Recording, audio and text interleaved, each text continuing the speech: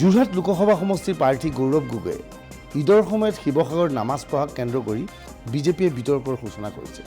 এতিয়া সেই নামাজ গৌৰৱৰ বাবে দ্বিতীয় পৰ্যায়ৰ নিৰ্বাচনৰ তৃতীয় পৰ্যায়ৰ নিৰ্বাচনৰ সংখ্যালঘু অধ্যুষিত অঞ্চলত এটা ইছ্যু হৈ পৰিছে।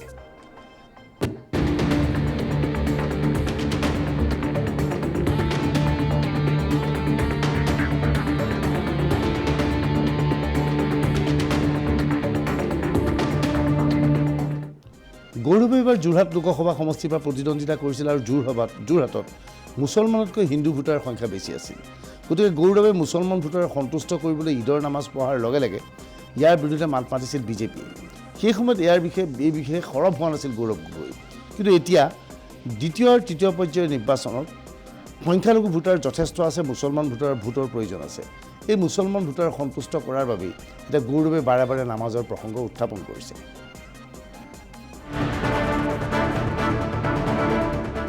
মুছলমান ভোটাৰক সন্তুষ্ট কৰাৰ স্বাৰ্থতে গৌৰৱ গগৈয়ে শিৱসাগৰত ঈদৰ নামাজত ভাগ লৈছে। আচৰিত নহ'ব, বাস্তৱিকতে এই সত্য কথা। গৌৰৱ গগৈয়ে এবাৰ দুবাৰ নহয় তিনিবাৰকৈ নামাজ প্ৰসংগত বিভিন্ন স্থানত বক্তব্য উত্থাপন কৰিছে। যোৰহাট লোকসভা নিৰ্বাচনৰ প্ৰাৰ্থী গৌৰৱ গগৈয়ে শিৱসাগৰত ঈদৰ নামাজত বহাৰ পিছত মুখ্যমন্ত্ৰী হিমন্ত বিশ্ব শৰ্মাকে ধৰি বিজেপি নেতৃত্বই গৌৰৱক সমালোচনা কৰিছে। গৌৰৱে এনে সঠিকভাৱে কেনেকৈ নামাজ পঢ়িব জানে বুলি প্ৰশ্ন উত্থাপন কৰিছিল। কিন্তু সেই সময়ত গৌৰৱ নীৰৱে আছিল। কিন্তু এতিয়া গৌৰৱে মুখ খুলিছে। ২৪ ঘণ্টাৰ পূৰ্বে চামগুৰিত নিৰ্বাচনী সভাত অংশগ্ৰহণ কৰি গৌৰৱে কৈছিল শিৱসাগৰত তেওঁ নামাজ পঢ়াৰ কথা। এতিয়া পুনৰ কৈছে গৌৰৱে নামাজৰ প্ৰসংগ। কলগেছিয়াৰ এই দৃশ্য মন কৰক। বৰপেটা লোকসভা সমষ্টিৰ অধীনস্থ কলগেছিয়াত নিৰ্বাচনী প্ৰচাৰ চলোৱাৰ উদ্দেশ্যৰে হেলিকপ্টাৰত আহিছে গৌৰৱ গগৈ।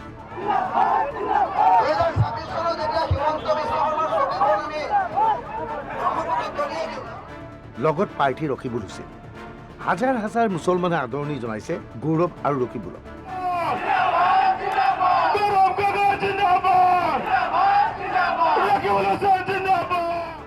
সন্মুখত মুছলমান ভোটাৰক দেখা পাই পুনৰ নামাজৰ কথা মনত পৰি গ'ল গৌৰৱ গগৈ। হিমন্ত বিশ্ব শৰ্মাই শংকৰদেৱৰ জন্মস্থানত নৃত্য কৰাটো অপৰাধ নহয়, কিন্তু মই ঈদত নামাজ পঢ়াটো অপৰাধ। কলগেছিয়াত মুছলমানৰ সভাত এই ভাষ্য গৌৰৱ গগৈ। মই শিৱসাগৰত ঈদৰ দিনত নামাজ পঢ়িবলৈ গ'লো। হিমন্ত বিশ্ব শৰ্মা ডাঙৰীয়া মোক নামাজ পঢ়াটো খুব বেয়া পাইছে। বেয়া পাবই, স্বাভাৱিক কথা। তেওঁ নগাঁৱত গৈ নাচিব পাৰে, মই আকৌ মানুহৰ লগত নামাজ পঢ়িব নোৱাৰো। তেওঁ নগাঁৱত গৈ সংখ্যালঘু গাঁৱৰ ভিতৰত নাচিব পাৰে, সেইটো লোৱা তেওঁলোকৰ আপত্তি নাই। মই যে পবিত্ৰ ঈদৰ দিনত মানুহৰ লগত নামাজ পঢ়িছো, সেয়া লৈ হিমন্ত বিশ্ব শৰ্মা ডাঙৰীয়া আপত্তি আছে।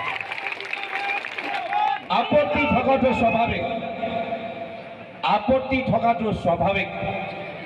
কিন্তু মই দুখিত হলো যেতিয়া মৌলানা আজমল চাহাবে মোক ঈদৰ দিনত নামাজ পঢ়াৰ কাৰণে মোক সমালোচনা কৰিলে আৰু মানুহক ক'লে যে মোক ভোট দিব নালাগে। চাওক, এই দুজনৰ নেতাৰ মাজত কিমান ঘনিষ্ঠ বন্ধুত্ব। একেদিনে দুয়োজন নেতাই একে কথা ক'লে যে গৌৰৱ গগৈ ঈদৰ দিনত নামাজ পঢ়িছে, গৌৰৱ গগৈক ভোট দিব নালাগে। চাওক, দুয়োজন একে কথা, আখৰে আখৰে একে কথা ক'লে।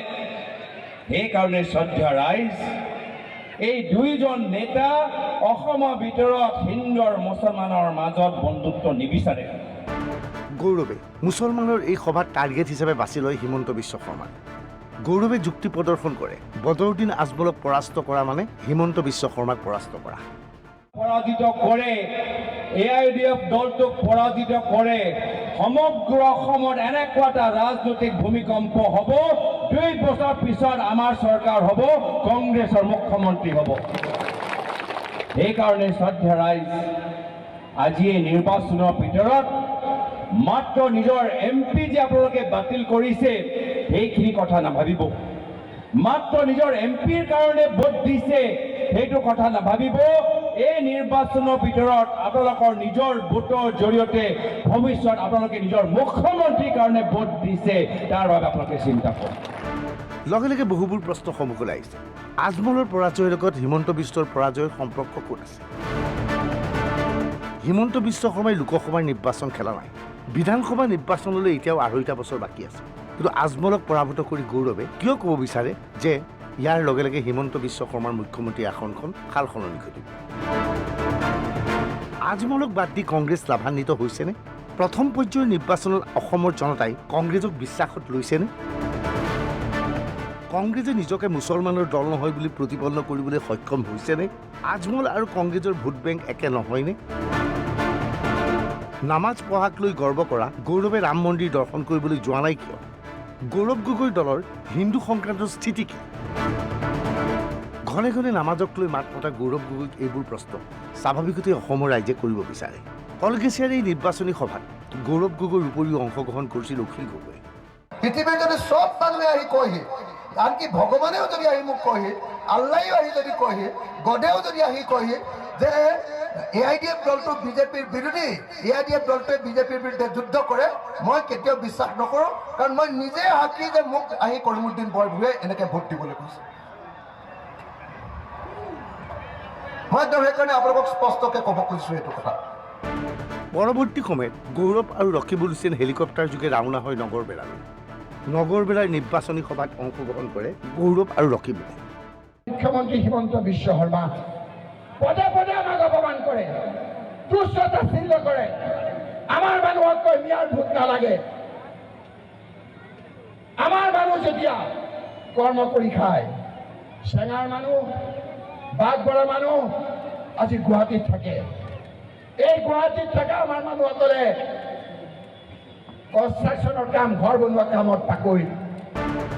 একেখিনি সময়তে হেলিকপ্টাৰ লৈ যোগীঘোপাত নিৰ্বাচনী প্ৰচাৰ অভিযানত ব্যস্ত আছে AIDFৰ মুৰব্বী বদৰুদ্দিন আজমল। নিৰ্বাচনত জিকাৰ বাবে ৰকিবুলে ধুবুৰীত নিৰ্বাচন খেলা নাই। ৰকিবুলে নিৰ্বাচন খেলিছে কেৱল ধন সংগ্ৰহৰ বাবে। ইলেকশন করার কারণে এই যে 20 বছর পর বাহিরত আছে, পয়সা লাগে, এইটো ভাল একটা লাইসেন্স হয়েছে, যেটো ইংলিশে কয় লাইসেন্স টু কিল।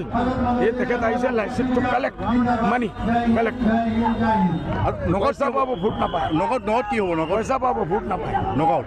নগদ আমি জিকিম। নগদ জিকিব, কিন্তু নগদ মাইনৰিটি ভোট বহুত বিজেপিত দিব বুলি ইতিমধ্যে CMও কৈছে।